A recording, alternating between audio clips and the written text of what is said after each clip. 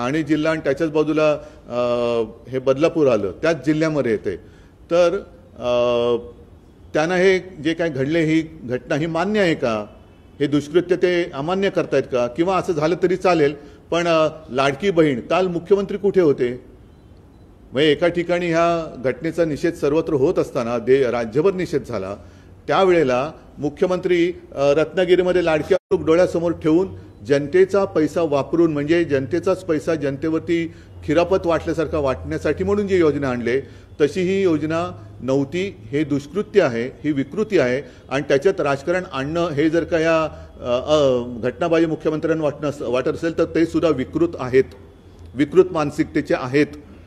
ज्यांना या दुष्कृत्यामागे आणि त्याचा निषेध करण्यामध्ये राजकारण आहे असं वाटतंय ते सगळे विकृत आहेत. किंवा ते म्हणजे वाचायला सुद्धा अंगावरती काटा येतो, एवढ्या घृणास्पद पद्धतीने हे असंवेदनशील सरकार वागतंय.